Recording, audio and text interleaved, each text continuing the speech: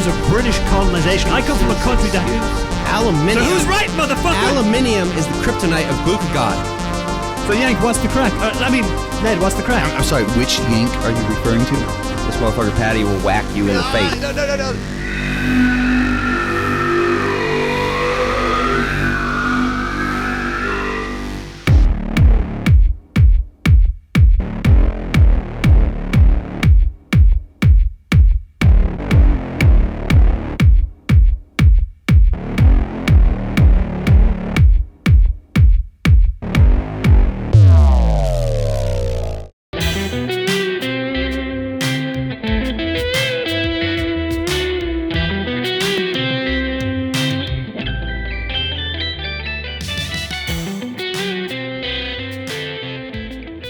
What is the crack, Paddy? The crack is 90, as they say in Ireland. The crack is 90. That's what they say in Ireland. The crack is 90. I hope the crack isn't killing. Okay, do you know what the word crack means? But the line in between your two cheeks. Okay, yeah, that's That's one meaning. when you say what's the crack, I think I visualize something beautiful in my mind. Because I know most Americans don't know when an Irishman says to them, what's the crack? I know when I first said to you, what's the crack, you're like, what's the what? Same with me when I lived in Canada. I remember when I got to tell my dad, I'm like, Dad, he thinks the way to say what's up is what's the crack. It's so funny. Crack is what Irish people used to refer to as like fun, or like if I was to call anyone in my family now, the first thing we say is what's the crack, and that just means what's going on. Or you can use it to describe somebody, but we don't spell it C-R-A-C-K. Crack is in Ireland. C-R-A-C-K. C-R-A-C-K is not how crack. C-R-A-C-Gray? It's not how we spell Irish crack. Irish crack is spelled C-R-A-I-C. Now, when you say Irish crack, I'm thinking like you guys got different crack than American crack. Is Irish crack better than American crazy. crack? Everybody that's listening to this from America now is thinking that we're talking about the drug crack cocaine, but we're not. It means the happening. The word crack means happening. What's the happening? Yes, but you can What's also use it to describe a person. So if I was to call my brother and I said, "Oh, you're at a party, yeah? Who's there?"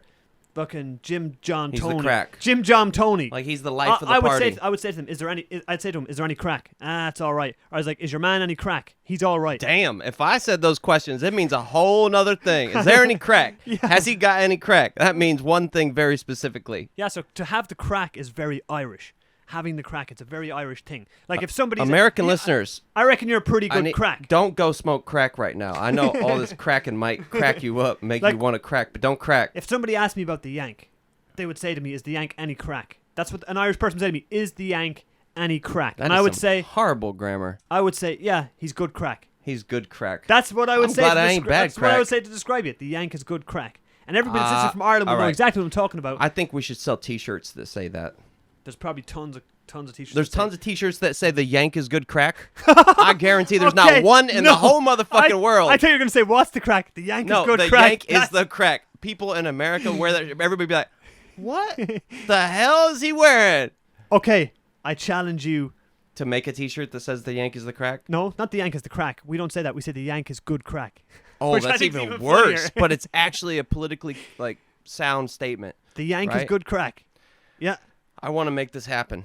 All right. I want to make this happen. We will have that on the podcast. Let's say I'll give you a month to get it. Holy shit. The Yank is good crack. Well, then okay. Spelt the Yank Irish. has or is? Is. The Yank is good crack. What does it make a difference? Yes, it makes a difference. It cannot be has. It must be is. Well, has means you have clarify. an object. Have means you have something. You are something and you have something is two different things. Right. So But your grammar's bad. Okay, of course we speak fucking. We had 800 years of fucking British colonization. I come from a country that has our own language called Gaelic. That was taken away from us by the British colonizers. You guys speak English. How do you guys? You guys are from. I come from a country. I come from a country that destroys and dominates. It's true. I'm not proud of it. Where did you get your language from? You speak English just like me. Where did you learn English? In what, motherfucker? Do they speak English in what? The Brits. They speak English in what? Oh, no, he said they took over. The Brits took over the U.S., right? And they took it away from my other people, and then my other people took it from my other people.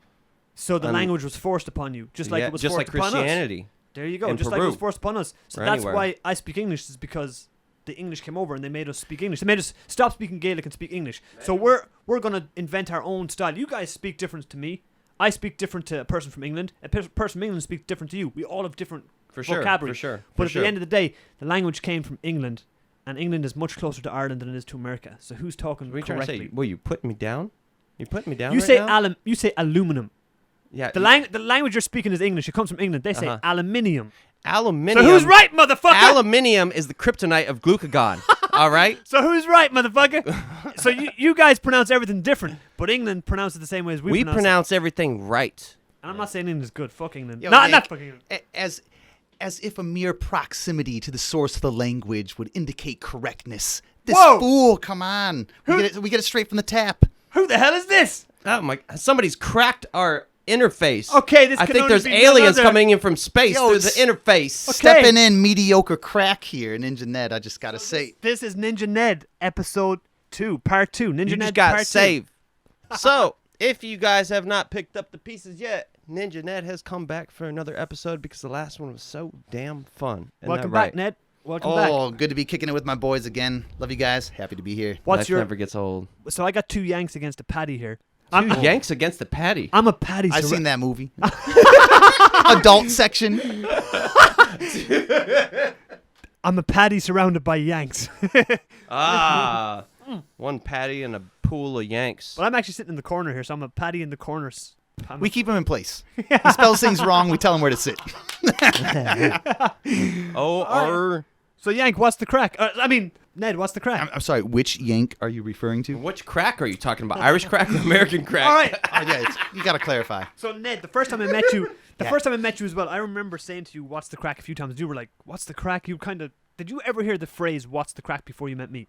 Well, I knew you were a weird guy, so I just didn't say anything the first 5 times, and then out of context, I figured it out. Yeah, I was just like, all right, this is nonsense, but he says it a lot. It must mean something. And then once you figure out what it means, it's like, Were all you right. curious? Did you know when I explained to the Yank earlier that like you can describe somebody as being good crack or being they're not. Oh much yeah, no, crack. I totally get it. When once you expound upon it even more, it's quite cool, and I get it's like an adjective like quality almost. But yeah. Sorry. Oh no! So I think it's pretty cool. So it's like, all right, what's the crack? What's the hubbub? What's going on? That's Distinctly good. Irish. It's distinctly Irish. So now when I hear it, I still get a good laugh, but I know exactly what's up. But before I'm just like, it's what's up, but I don't know why he's saying it. You know? Do you have in America? Do you have a similar term? Like let's say. What's up? Well, we say what's up, but we don't. What's up would be the equivalent of what's the crack, but it's Yeah. not like is that person any crack? Like You know, is the Yank any crack? What have you got? That I would be like, same? is that person cool? But that means, does that person smoke weed? Is he cool? Can I be myself around him? Cool Is he with cool? what? Yeah. Okay, Like cool just means generally down. is cool an American term? Is that I'm gonna go out on a limb and say yes. We But- make oh. things that are cool. I was gonna say the opposite. Like we just take shit from other people.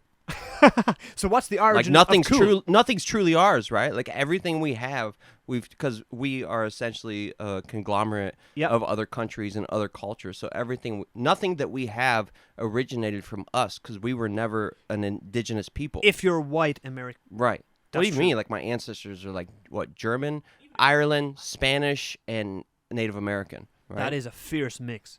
And that's that's fierce pretty mix. normal. That's pretty normal in the U.S., right? Ned, what's your background? Oh, mostly a European mutt, but that's how a lot of Americans are. No, a lot of German, some Swedish. You got no brown in you. Denmark, Scandinavian countries. I can and, see by your yeah. size and by your look, you look like a Viking. a little bit of Viking, Viking in there. I can see Yeah. that now. I didn't know you had like Nordic blood in you. Explains my love of fitness and eating meat. You know. And plunging yourself in cold It does baths. explain that. Yeah. That's very interesting. I never knew that. All right. Well, Paddy, I'm going to interrupt you. 'cause Go we right have ahead. A job that needs to be done. Yes, very true, Yank. Keep me on track. Working men, we're here to work. Right on me. So the last podcast we explored your origins and why you came to Asia and your experience in China and martial arts. But now I want to ask you some questions more on the health and fitness side. I hope you're prepared. I am thoroughly unprepared, but I'm ready All to right. roll. Let's do it. Question number 1. What is SRC-17? Oh, man, that was the first name of UB40, that band that did Red Red Wine. It was like a Bob Marley ripoff. Excellent. Red Wine. All right. What is the bandwidth of a 352-inch speaker? 2. Good job. All right, moving forward. What? All right, I want to start right away with the carnivore diet. Yes, sir. because I've listened to the Joe Greenfield podcast. Joe Greenfield? No. That's perfect. That's just like conglomerate them all into one thing. They're all one being anyways, aren't they? You know, bulletproof Joe Rogan Greenfield. Bullet Rogan. Bullet Rogan. Well, he's got a bullet dome like me. You know? So I've listened to Ben Greenfield religiously. I listen to Dave Asprey, who I'm not a big fan of anymore, although I know you've listened to him over the years. And then Joe Rogan as well. And on the Joe Rogan podcast, I heard Paul Saladino, and he sounded like a maniac. Can't deny it. And he brought some raw liver on the Rogan podcast for Rogan, who he willingly ingested. And then I listened to his take on diet, and specifically the carnivore diet, and even more specifically, his take on the carnivore diet. And would you go ahead and clarify what that specifically... I feel like an attorney right now. Can you go ahead and clarify what that specific diet consists of? All right. Well, you know, I don't want to put words in Paul Saladino's mouth, and if anyone's like interested in that stuff, you should check him out. I think Jim Baker is pretty cool too, but he's a little bit different school of thought. Anyways, I'll just be very brief. Paul Saladino is like, you want to have like meat at the center of your diet, and then other stuff that, you know, ancestral people would have cherished and would have gone for first before. You know, like if you're in a winter season or something, like, okay, maybe some like nuts or grains or fruits or something that you can stash away. But bioavailable foods like fruits have a lot of sugar. They want to be eaten. The seed doesn't want to be eaten, but the hope is that you'll take the fruit and, like, you know, eat the good stuff, the sweet stuff that we're programmed to like. I read that in Guns, Germs, and Steel, right? Guns, Germs, and Steel. He talks about Jared Steele. No, that's not his name. But anyway, he talks about why fruit developed the way it developed, right? And like the seeds can't be digested so that it comes out through our defecation so that we can then spread the seed. Yeah, that's right. The seed doesn't want to be eaten. A lot of parts of the plant doesn't like want to be eaten. So its defense mechanism is anti-nutrients, but it's not going to put anti-nutrients in the fruit, which it wants you to take anyways. So I'm not saying that's how it is, but that's kind of Paul Saladino's thinking. The seeds consist of anti-nutrients. Yeah, a lot of I wouldn't know. I'd be hard pressed by like lectins and things that don't digest well and disturb your digestion. Like cyanide and apple seeds, yeah, right? Yeah, inflammatory stuff. Yeah. Well, cyanide is more than inflammatory, but yeah. So, once again, I'm really sorry, but what specifically does the Saladino carnivore diet consist of? Like, if I'm doing the Saladino carnivore, what can I eat? What can I not eat? Oh, you'd probably, like I said, put meat at the center and then have some good fruits on top, some pineapple, some bananas. Whatever's in season would probably be best, too, for where you're at. And then at the top of the pyramid, maybe a spoonful of honey or two throughout the day. And maybe he does dairy, I think. Like, I would love some raw goat milk or raw cow milk, but out in here in Taiwan, I don't know where that's at. What about yogurt? Now, that could be fine if it's raw dairy. The problem is, like, anybody who's wary about what they eat, I agree, especially like conventional factory farming stuff or factory dairy farming. You know, you worry about like what the cows are eating, and then they have a terrible life as well. So I think that's why I push for grass-fed generally. But with raw dairy, you would want something that's clean and an animal that's having a happy, healthy life if you're going to take something from it at all. That's the reason we avoid dairy products, right? Is the hormones and the antibiotics. Probably the biggest reason, yeah. But then also, you don't want to be eating meat from an animal that doesn't exercise, doesn't get sunlight, doesn't walk around, doesn't eat grass. Well, yeah. Supposedly that if you eat the meat of an animal that's extremely unhappy and depressed with its life, like let's say a chicken that's cramped up in a fucking cage with 100 other chickens, a cow the same way in a factory farm, you take that negative energy that they have in their body, supposedly passes through the meat into you. It's karma, bro. That's karma. Joe Rogan did a really cool. Yes. Joe Rogan did a really cool podcast with a guy named Jesse Griffith, I believe, who is a hunter, a butcher, and a chef in Texas. And he was talking about hunting pigs, and the pigs are an invasive species, so they need to hunt them. But he's talking about this one time a pig got caught by a trap. And wild pigs. And a pig got caught. In wild pigs. Yeah, wild pig. Because there's wild pigs really everywhere in Texas. It's out of control. I didn't know that.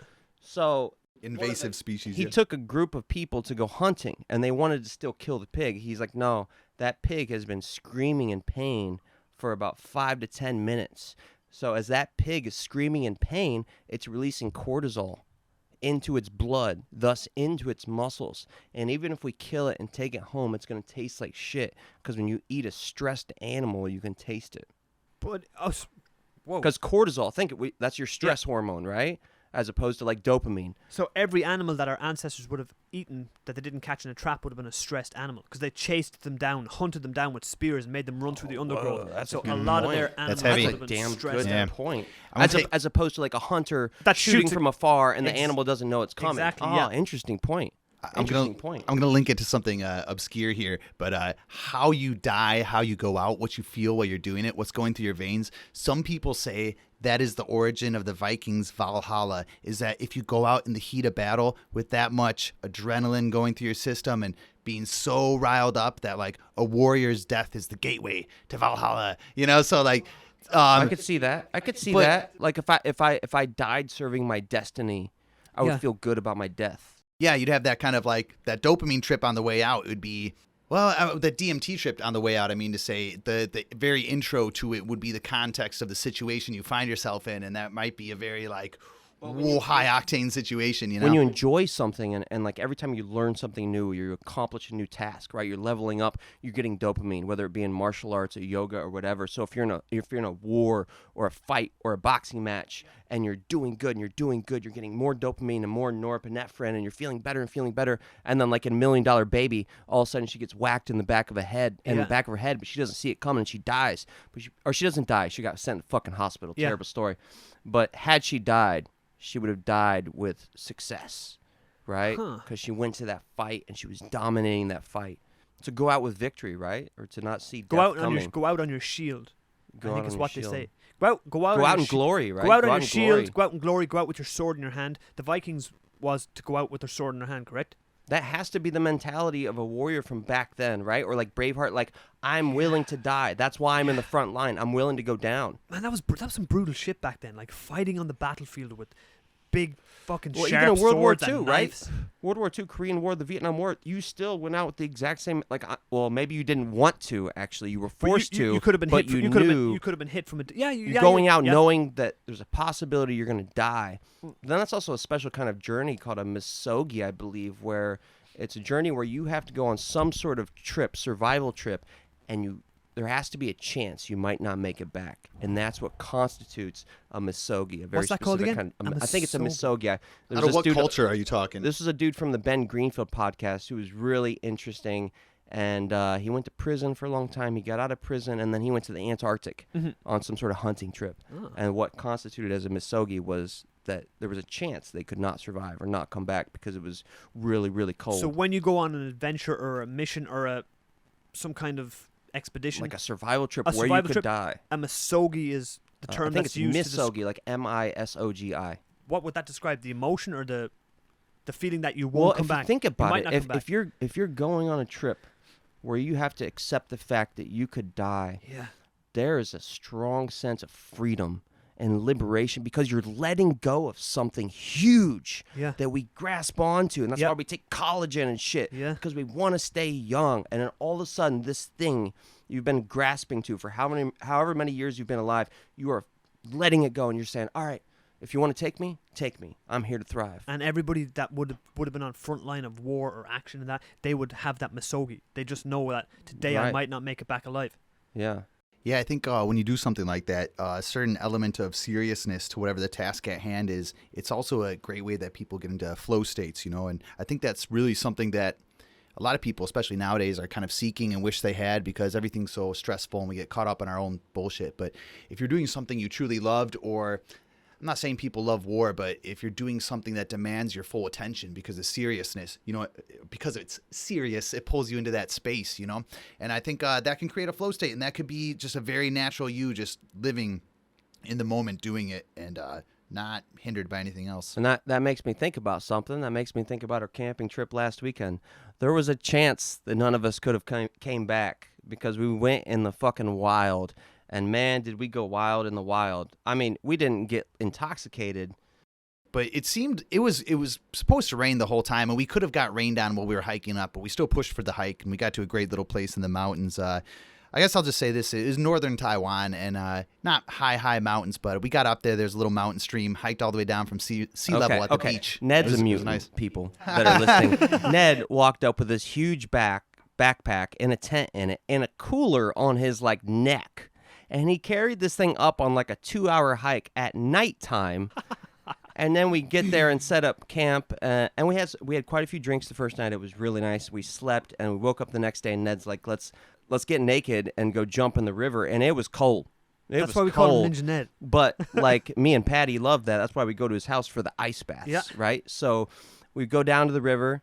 and we didn't get butt naked. We stripped down to our underwear, and we jumped in the water. Decent men, yeah, and gentlemen. we both went under, took a There breath, was ladies around. and then we did Wim Hof breathing, which was amazing. And then Ned did this really weird. Some throat singing. Yeah. Can you do a little throat singing? Oh, right now? yes, I think so.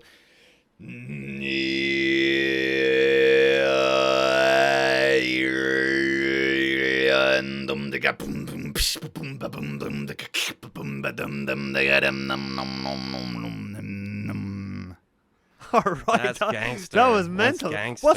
What's that? That's throat singing. Yeah, sometimes they call it Tuvan throat singing, but it's a Mongolian thing. I think other cultures probably have it too. And if you do it properly, where you can position your mouth in a certain position in between vowel sounds, you can make like a resonant sound, and they get what they call overtone singing, where they can produce sometimes one harmonic or two harmonics, and they can actually make a melody above the drone tone that they're singing with their voice. Because that does sound very ancient. That sounded very ancient. Primal. That's very primal my homegirl sounding. back home, she was sending me a group. I can't remember what country they were from, but it was like a hard rock folk group with that singing.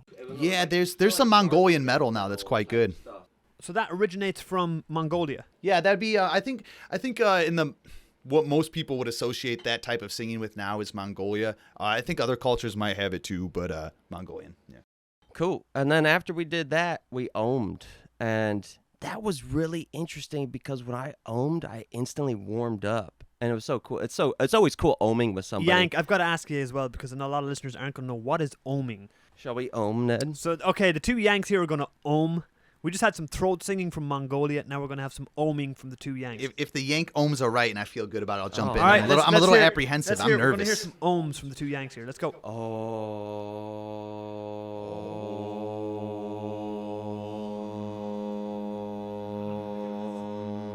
It's the sound of the universe. Verse. So that's ohming. Yeah, well, it's I've never heard it used as ohming, but I just started using it. I often meditate. I don't ohm as much as I should, but I meditate on a regular. That sounded relatively. relaxing. That sounded Dude, relaxing. it was to me. crazy. We were in this ice cold river, and we ohmed, and my chest and my stomach instantly warmed up. It was insane. So this river was very, very cold, and that's what's kind of. So we ohmed and warmed us up, and then we went back to the campsite. And Ninja Ned made this awesome brunch meal, which was grass-fed steaks and grass-fed wild deer liver. I'm not sure if it was actually wild deer. Nah, I don't think we could say wild. Not wild, but it's it best ran we could get it ran relatively ranched. freely. Yeah, yeah. I guess we call it probably some deer that was raised on a ranch or something. I guess it grows out in Taoyuan. It grows as if it were As long looking as vegetable, as it wasn't one of Santa's reindeers, then I'm fine with that. Ooh, I condone the eating of deer liver as long as it's not one of Santa Claus's deer. Paddy, you're gonna want to sit down for this one. Rudolph. No! You heartless sons of bitches! How is Santa gonna fly his sleigh now? You shot my reindeer. Can I now? I kind of want to ask you. You're the one that turned me and Paddy on to ice baths, and now we've done a podcast about it. Well, the podcast was actually about dopamine, but it was about how you get a 250% increase in dopamine, which is the same as cocaine, from the ice bath. But the difference between cocaine and the ice bath is with the ice bath, it goes up gradually over a period of time, sustains, and then raises your base level, as to where cocaine goes boom, boom, right? And it decreases your base level. So, like, what got you onto ice baths, and what has your experience been? All right, I'll try to come back around to that. But when I heard you guys talking about that a couple times back, I was like, you were talking about dopamine in general and doing things that are difficult and how it can produce a healthy amount of sustaining dopamine. And I was like, oh, that's like the ice bath. And then then you started talking about the ice bath. I was like, oh shit, this is destiny. The dopamine destiny. Yeah, so I'll talk from experience. The first one or two times, well, I think it's only been one or two times with the whole crew. Paddy may have done a few more. Two times together, Two times right? for sure, yeah. And both times, it's just fucking nuts. We're all giddy afterwards, and you're just like, yeah, what is in that ice bath? And Yeah. It's really crazy. It pulls you into a very zen state at first, which for me, initially I was like, okay, I want to see what it's like. I want to understand what it is. Sounds like a challenge, which is cool. But I'm sorry, but like, where'd you get the idea? Like, where did oh, you... Wim Hof, for sure. So you started following Wim Hof on like it's a YouTube very, or something? Yeah, it's a very trending topic. So I'd seen a lot of people talk about it, Okay. but I knew the probably recent surge of popularity with this topic is due to Wim Hof. So I read a bit about him, and I like to do that his takes a lot of breathing. drive for you to like purchase your own bathtub and Well, I order had the to know. ice. I knew even if it was hard at first, that I would still do it a couple times after it. So I didn't think it was going to be a waste. I knew even if it was difficult, I was going to keep doing this. You were that convinced of the health benefits. Oh, dude, I knew, but at the time I was thinking that it was going to be more bodily good, but I didn't realize how good mentally. Yeah, okay, we were talking earlier about flow states, and when you have a dangerous situation, and I'm not saying the ice is dangerous for short-term exposure. Feels dangerous, though. Well, yeah. It feels, when you feel it, you're like, your breath gets taken away, and you're like, I'm in a state of shock. Oh, it's intense. That's exactly what it is like the very first time. You like jumped out. When I saw it, you jumped out like pretty almost immediately. That was the first time. Second time, much better, yeah. The first time I got, like a minute? Well, the third time I wasn't there, but you rocked it, right? 8 minutes, yeah. He broke 8 minutes. through. I don't think I've ever did more than 6. But like you described, the initial sensation of jumping in I'm an in danger. ice bath is shock. It's your fight or flight system, right? Yeah. What I want to say is it demands your attention, right? Like you have to be there and you have to deal with it. And because there's nothing more important than this cold water right in front of you, you're just like, oh, this is totally zen. And you deal with it. But then like while you're sitting in the ice, even if it becomes easier, you're still not thinking about something that was stressing you out before, a fight you had with your girlfriend, bills awesome. or anything. Yeah. You're just like, you're very whoa. present. It's right so there with that ice. overwhelming, You can't consider anything else. So that's a way to pull the flow state. Sorry to cut you off there, but I never thought of it like that before. Yeah. What you guys are saying, right? I never thought of it like that. That you have to be so present and right there that you're not thinking of any external Boxing's thoughts. like that too. When I'm boxing with you, like I can't. There's no space for anything else except for that I'm doing right there. And that's what I always say to students when I put the mitts on and they put the gloves on and I set the timer for a round. I said, I don't care what happens around you. You're here now. Imagine this is like real. And I want them to focus that much that no matter what happens around them, they're focused on me like a laser. Well, So you don't really have a choice, to be honest. You know what I mean? If you zone off or you put your hand down, this motherfucker Paddy will whack you in the face. And rightfully so, because that's what an opponent's going to do to you. Yeah, that's very true. Very true, yeah. Yeah, but it's wonderful to have something that demands your attention like that. And no choice to wander off and think about something else to get into that state of being present with the task at hand. But then I know that I asked you recently, and you said it's not as hard as it used to be. And Doing the ice bath. That made me think about something. Because actually, when I was listening to Andrew Huberman, he said over time, you'll stop getting as much of an increase in dopamine as you got in the beginning. And I was thinking, like, as we need to take breaks from everything, maybe you should take a break from the ice to give it time to become hard again. Well, that's worth consideration. But here's the thing: I don't even get to ice twice a week anymore. Coming out of winter here, so it's probably been once a month as of recent. So I'm not even that consistent with it. But here's the thing: what are you doing it for? Are you doing it to stabilize your dopamine levels, or are you doing it to treat inflammation in the body? And for me, I'm thinking that like consistent cold exposure is good just for bodily fortification. So that's more what I care about. Bodily fortification. Yeah, just making you a little more stronger, a little bit more robust, taking some inflammation down, making you feel more comfortable in your body. So for me, I'm not trying to do some vision quest every time I get in the ice. I know it's good for me, and I still get some zen even if I do it twice a week. So I think it's good to get in the bath, and I probably wouldn't consider cutting down just to make it hit harder the next time. Yeah. I'm not doing the ice to have it hit hard. I'm doing it because it's good for me. Yeah. For the health benefit. Yeah, but I still get zen when I go in there. I think like for me, if I do want to do it all the time, but like I would look at it like as longevity, like it's making me younger, it's boosting my immune system, and the mental challenge that you have to overcome to commit and complete it, like all that shit is life changing. And to do it on a semi-regular basis, like once a month, dude, I think it's going to have dramatic effects on your mental health, your immune system, and your physical well-being. And something that's like relatively something you don't want to do that's a small task in the day, maybe, I don't know, paying a bill or doing something, grading a book, or I don't know, whatever it is. Talking to your girlfriend. something that might be a little stressful or intense for you before, like you suddenly have a whole new definition of what's actually challenging. Yeah. And you come back and your daily life is like, you know what, man? I fucking sit in blocks of ice. Like this little shit's not going to I had that feeling with ayahuasca because like I went to purgatory and saw demons. And when I came back, nothing stung as much. Where did you take ayahuasca? In Taiwan. It's native to Taiwan. It comes from the Acacia confucius tree, which grows here, and you just extract it from the roots or the bark and mix it with an MAOI inhibitor, and then boom, you have ayahuasca. Where did you take it? Like in the I don't know the if we should be forest here, in talking the about jungle this. here, or did you take it in a house here? I took it like on a mount. I took it 8 times in Taiwan. In a theoretical, non-existent mountain. Okay. Purely for fiction. Okay, yeah. Yeah. Like Ned said, Theoretically speaking, as if as if this didn't really happen. as if Humpty Dumpty were in this story. Okay. Me and Humpty Dumpty Yep. went up to a mountain Yep. and took this thing called Fialupe, and it was intense. It was intense. How long did the trip last? Super intense, dude. Super intense. Really? Like 2 to 4 hours, depending on how much you drink. That's as long as the trip lasted. 2 to 4 hours, and it's extremely visual, and it's essentially kind of like someone. If you have dark parts of if there are dark spaces in your subconscious, it's like something coming and ripping those dark spots out and then putting them in front of your eyelids and not giving you the option to look away. And you are forced to stare at and digest the worst aspects of yourself for a few hours, which causes you to vomit and shit yourself. I was going to ask you that question because I've seen a lot of documentaries on ayahuasca. Vomiting and shitting, and then after a few hours, if you're lucky, you will start to see angels and fairies repairing your body, and you will start to like understand everything on a deeper ethereal level. But sometimes it was all bad.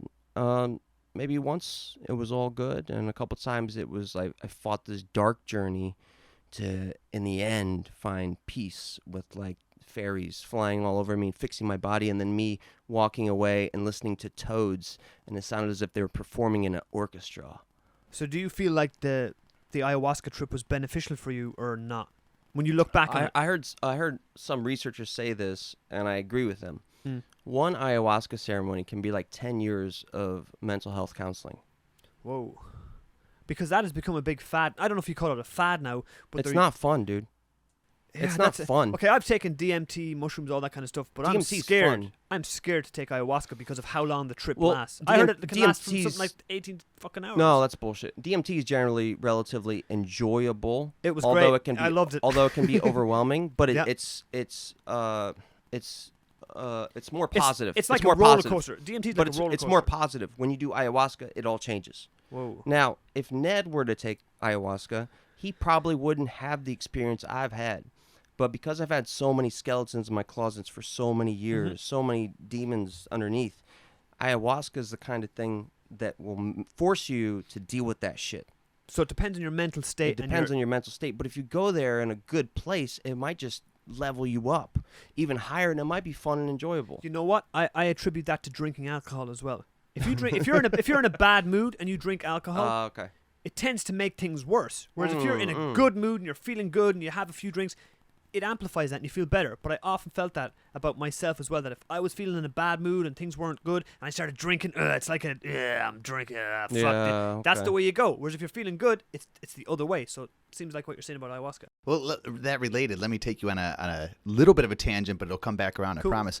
Have you guys know about like astral projection and lucid dreaming, right? Lucid dreaming, yes. Astral projection. Well, it's very similar. There's a connection.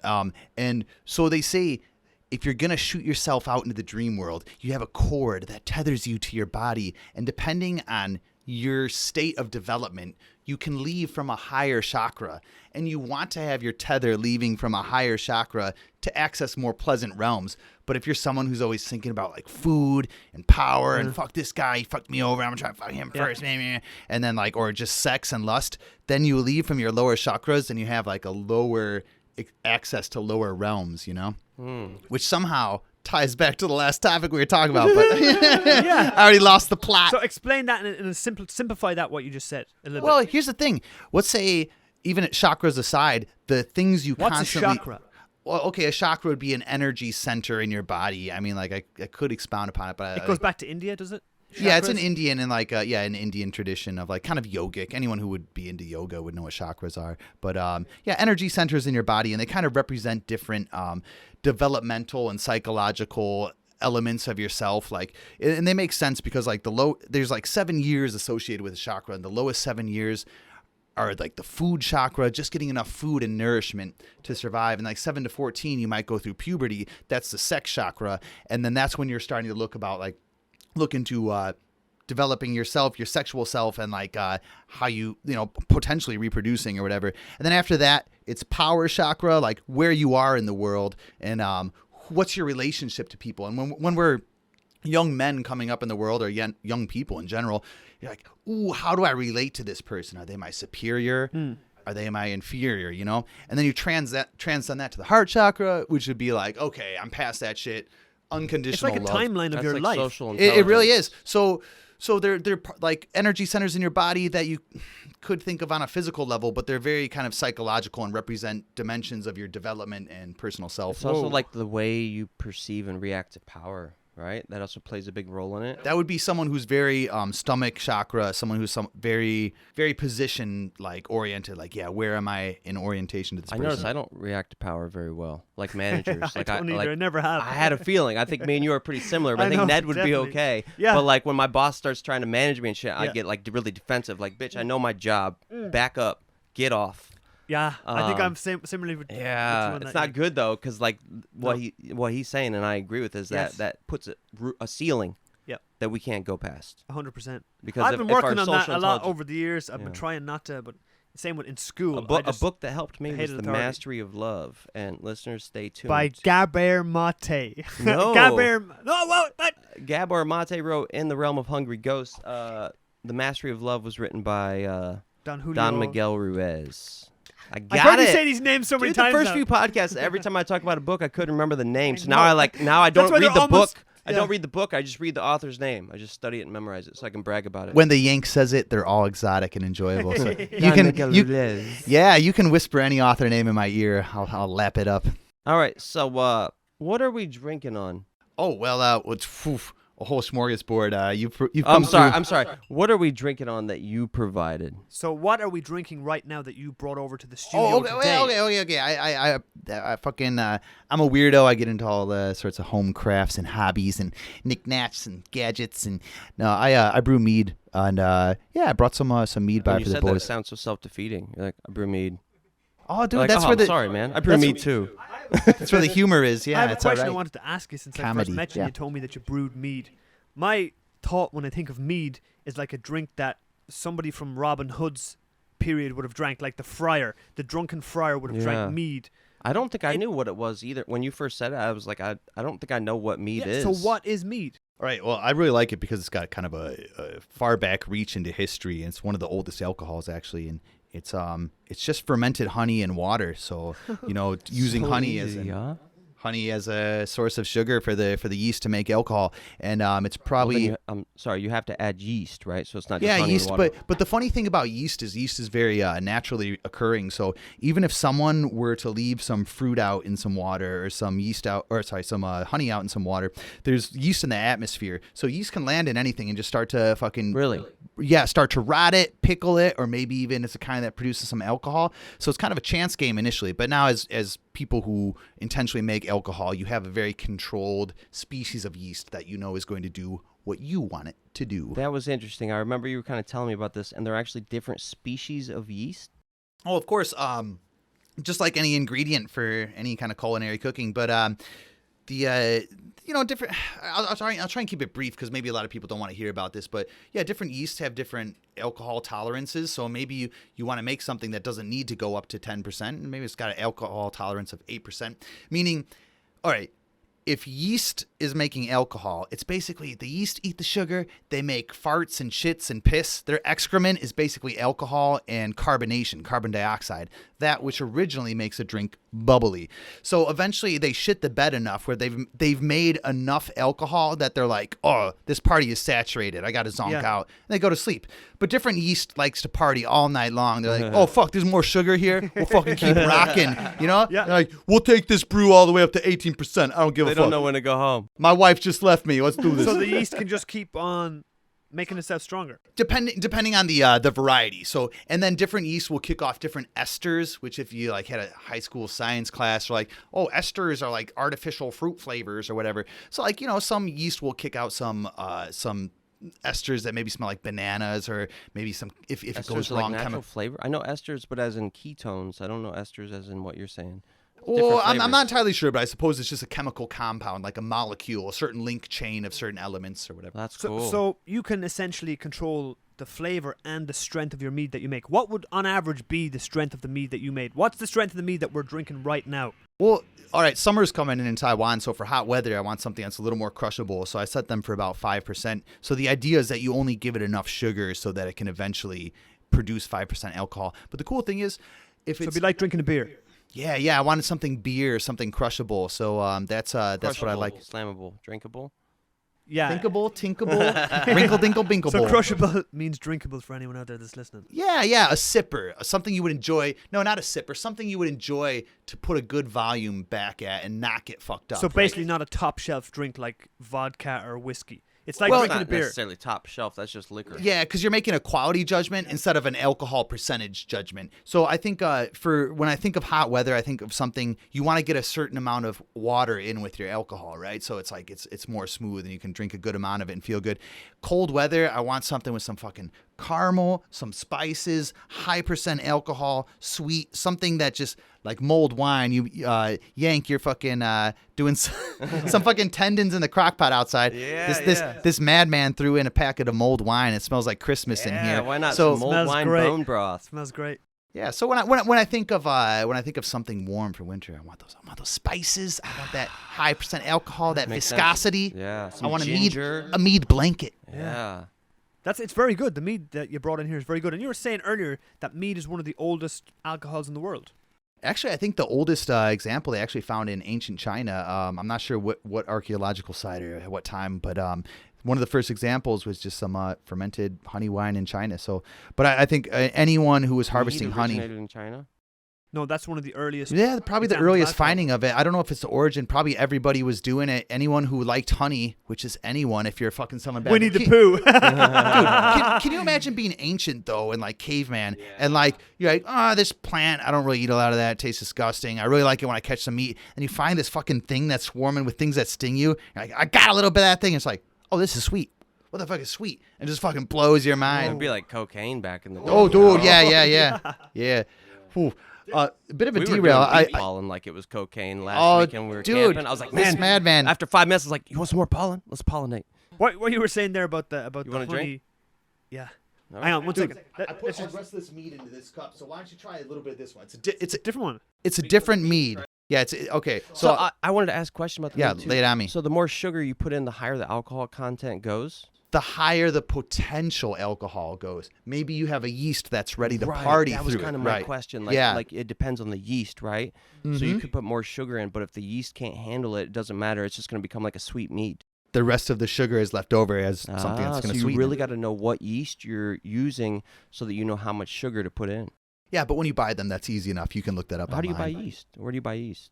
Shopee. If for anyone out Oh, there, so it's like like iHerb? yeah, Shopee is like a Taiwanese Amazon of sorts. Or just a good shopping app. Amazon's Yeah. really expensive though. iHerb's a lot cheaper. I know Amazon's always got crazy shipping costs and stuff. I never buy anything on Amazon. I was just going for context, cultural context. Fuck Amazon. But yeah, it's like Jeff it's like Bezos. it's like an Asian And Amazon. his weird looking face and head. Yeah, and his weird fucking cock rocket. Yeah. That's pretty cool. That's crazy. I want to make some meat. It just sounds so simple, man. Water really and honey. is. That's it. Well, water, honey, and then also you buy exogenous yeast, right? Yeah, and I would encourage anyone who's ever thought about making your own stuff. Alcohol, he means. Stuff, alcohol, yeah, You can definitely. make kombucha too, or bone Definitely, broth. definitely not a biohacking shit tub that you soak in. That shit's crazy, man. Only like good for you. diehard Exfoliate. hackers do that. Do that too. But after that, get some honey or some fruit juice. Just put it in a clean glass jar.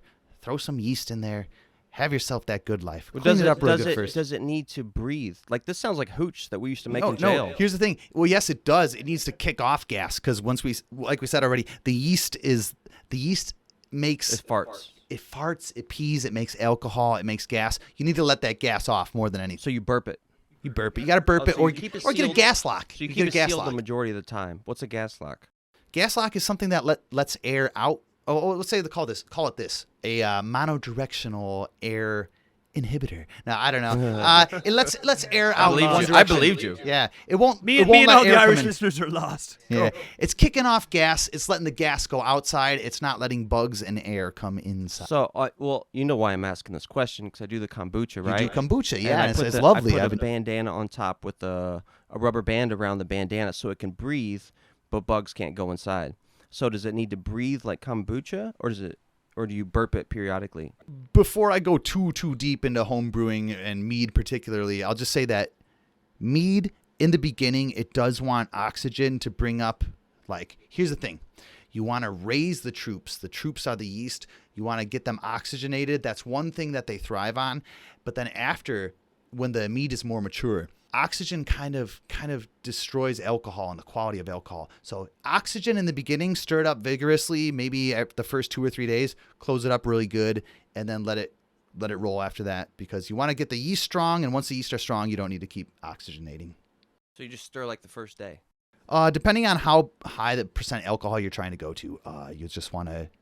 The higher the percentage alcohol, the more... You keep stirring longer, yeah. You're a modern-day bootlegger. That's interesting. Okay. Yeah, well, here's the thing. Like, How long have you been brewing? It started with sake after... I've always thought Japanese culture was really rad, but I had a trip to Japan with a girlfriend 2020 Chinese New Year. That's when we went out there. And I've always liked Japanese culture, and unfortunately, I didn't drink a lot of sake out there, but I was really into sake. That was the main thing. I drank it a few times, but I was like, I gotta get into this while I'm out here, and I didn't. But then afterwards, another buddy of mine brews, and then I just like looked up online. I'm like, can you make sake by yourself? And it looked really easy. It's like, fuck it, I'm gonna try. And like for like a really half-ass attempt making sake, it was fucking good, and I was so proud. I was like, oh, this is something I can do. And I was talking to the girlfriend because I was making sake variations at the time, and I was like, what kind of flavor might you want in a sake? She's like, can you make something honey? And I was like, well, there's a fucking honey alcohol. It's just mead. I'm like, how do you make that? I was like, oh, it's this? So now I mostly make mead, but I still, when the weather's cool enough, I'll make sake still. So you started brewing sake first, and then you moved on to brewing mead. Yeah, definitely. And sake was it was a lot of fun. It taught me a lot. In fact, it was harder training wheels because there's more steps in it, but I really enjoyed that. And then when I went to mead, I'm like, oh, this is so simple. I enjoy that, but I also go back and make a sake occasionally. I hope nobody hates me for doing this. I'm switching gears again. Oh, let's switch some gears. I feel good. I've been rambling about home brewing a little bit. All right, Ned, I want you to nail me with this. How do you make... Okay, because something I want to do a podcast about soon is the things in your food, because there's a lot of garbage in packaged things. I noticed that when we did the artificial sweeteners podcast, and like... my vitamin B tablets had sucralose in them. My peanut butter had hydrogenated vegetable oil in it. And I think deodorant, a lot of deodorant has aluminium shampoo and toothpaste. And so I remembered that you have a recipe for healthy toothpaste. Oh. What is it? You make your own toothpaste as well? Oh, I did it for a period of time. I'm meaning to again.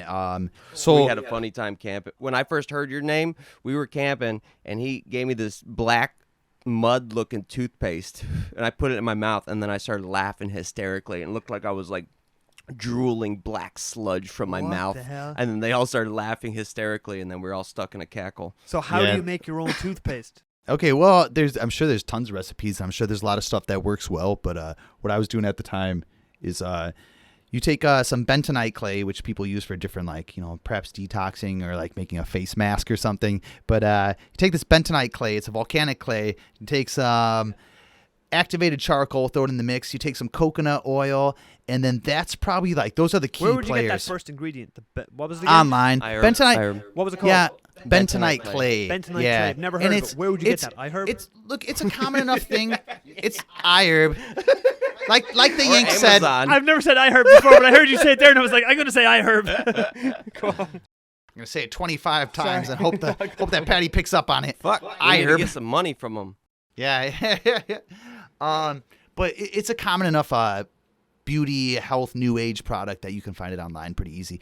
And then from there, you just fucking throw in some whatever spices you like, some mint or some cinnamon. Maybe it's an extract or an oil or something that you like that you feel is clean and good. A little bit of sea salt too. And then, so basically the clay and the charcoal are going to suck up toxins and kind of absorb any gunk on your teeth. The oil kind of helps. It also kind of helps meld with the gunk on your teeth, and then mix it all up and scrape it off really easily. They use coconut oil like mouthwash. I think it's called tooth pulling. Oil pulling is what it's called. Okay, yeah. People will use a variety of oils for that. And essentially there's an oil pulling component about it too, because the oil is absorbing to a degree. Nice. What is your reason for making homemade toothpaste? Why? Well, because they put so much shit in modern toothpaste, like fluoridated toothpaste aside, like that's a big enough issue that a lot of people probably already know about and talk about. But microplastics, artificial flavorings, things that really just kind of jack you up that you don't necessarily need to be taking in when some really simple natural ingredients do the job much more effectively and cleanly, and you're not worried about what the fuck is in your mouth, you know? You know what? On toothpaste that you buy in the store, it's got little stickers at the bottom of it, right? I don't know if anybody at home knows this, but I learned this from my MMA coach in Ireland when I went back to Ireland. He's like, you know, when you use toothpaste, at the bottom of a toothpaste, it's got a green strip, a red strip, a blue strip, and a black strip. Do you have any idea what those things mean? I'm unaware. Never seen it. There you go. This is crazy how we're talking about toothpaste, and I researched this the last day because I remembered. I was like, I got something interesting to talk about in the podcast. So a black coloured strip on the bottom of your toothpaste that you buy in the store, that means that that toothpaste is made strictly of chemicals. Huh. Okay? If you get a blue strip on the bottom of your toothpaste, it means it's natural and it's medicinal. Now, I've been conscious about this. I only use the green. I've only used the green, and I've only used the green for a long, long time because of hearing this from my coach. The red coloured stripe on the bottom of your toothpaste means it's a mix of natural and chemical substances that's in the toothpaste. And a green coloured stripe, which is the one I always go for when I buy toothpaste, means that it's all natural. The toothpaste is all natural ingredients. So there you go. I was unaware there's a grading system. That's a great resource for people to next look time out I'm looking for. at my toothpaste right now because I feel like you're wrong and you're lying. Not at all. The next time you go, you've never noticed that in toothpaste. Is it like? It's a strip. It's a little strip at the around bottom of your whole toothpaste. world? Like no matter what country Universal. You're in? No shit. I'm very curious. I really want to go take a look. My coach that told me this, he was a Kung Fu world champion. He went to China to challenge the world champion in Kung Fu back in the 90s, and he beat him. And he was in the British magazine, and he was nominated for British Sports Person of the Year, which is crazy. And this dude also trained with Bruce Lee's last students in Las Vegas. So the last people that Bruce Lee ever trained. Wait, what does this When he have to was do alive. with toothpaste? This guy's this is the guy who told me about the little strips on the bottom of the toothpaste. I was like, I'm trying to validate this guy, you know, for all his achievements. But shout out to him. He knows So who he he can is. be trusted. He was also in prison with Charles Bronson in England. Charlie Bronson, who's the most famous British prisoner of all time. Tom Hardy. Tom Hardy made him. Ninja Ned looks just like him. Tom Hardy's an actor. Tom Hardy made a movie, and he played Charlie Bronson in the movie, and What's it the is movie hands called? down. It's called Bronson, and it's hands down Tom Hardy's best performance in a movie ever. Is Tom Hardy Venom? Tom Hardy's Venom. He's also in Lawless. He's also played Bane in Batman. He's also been in Inception. Tom Hardy's is brilliant. I think he's a fucking great actor. Well, shout out to Tom Hardy. Venom was pretty good, especially after Spider-Man. Oh, fuck. Made me realize Man, all just those how movies, bad I don't know. Spider-Man sucked. Let's not start on those. Especially the way they keep redoing it. All right, I got a bone to pick. Paul Saladino says no vegetables, right? He's anti-vegetables. Correct. All right, what constitutes a fruit? Something that probably has a flower initially and blossoms, and from the blossom eventually produces a fruit. Wrong. Okay, hit me. Something. I mean, the word fruit means bearing seed. Oh, a reproductive organism of a It plant. means bearing seed. What does Saladino got against bell peppers, olives, cucumbers? These are all bearing seed as well. What differs them from a fruit? Well, a red pepper, or a green pepper, or a yellow pepper. Bell peppers. All different bell peppers on their different points of maturity in their lifespan. I was just like, I remember how strong and good Paul Saladino's arguments were, and I was just thinking, like, what's his argument against a cucumber and So a what bell was his, pepper? what was his argument? Because I have no That idea. you the should context. only eat meat and fruit, period. There is no, and honey. That's it. You're not allowed to eat anything else. Anything else would jeopardize your health, period. Cut and dry. Cut and dry, right? So for a healthy lifestyle, he believes that you should only eat meat, fruit and honey, and honey. period. I want to clarify to people, I'm not Paul Saladino. Just so you get, if you're getting angry, don't fucking No, direct it like at that I guy. was interested in this, and like I think you heard more, so I just wanted to like ask these questions Yeah. because I'm always studying was- diets and okay. understanding how they function. I think you found a good like bone to pick or really a minutia thing. Like, yeah, what is the difference between a pepper and an apple? And I think that's a valid question. But I think in general, like the leaf of a tree, it wants to be there to produce food for the tree. It doesn't want to be eaten. So the tree protects that. You know what I mean? The roots of a tree, it needs that for something. But the fruit, it's willingly letting go. So it's a little more in line with nature. But That's deep. Oh, like above ground versus underground, basically. Not even above, because it still needs the leaves that are above ground. But if like, would you go to any tree in the park and just be like, yeah, I'm hungry, I'm gonna have a salad, and just rip off leaves from a tree you didn't know what it was? Like, no, the majority of them are going to fuck you up. And actually, if you go into any kind of forest, we've all been hiking in Taiwan. Let's say you're hiking through like any kind of high mountain scenario or jungle, and you see a bunch of plants on the ground. You're like, oh, I'm hungry, it's time to eat. Actually, you wouldn't take your chance with any of these greens that are out here. You really don't know. Yeah, maybe some of them in a pinch after trial and error might be able to give you a few calories to make it through to the next day. But mostly people in the wild like, oh, fuck, where's the fruit at? Where's something I can kill and eat?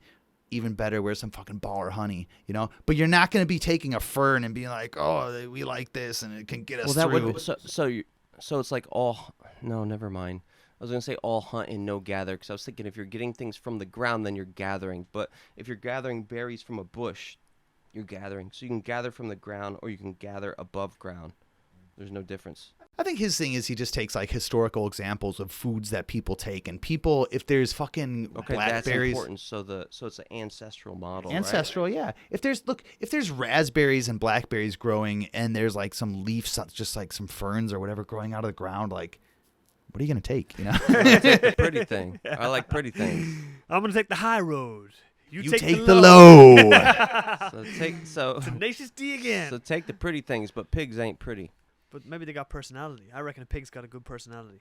Pigs They're smart, huh? Pigs are intelligent animals. You can have a pig like a puppy. Fucking right.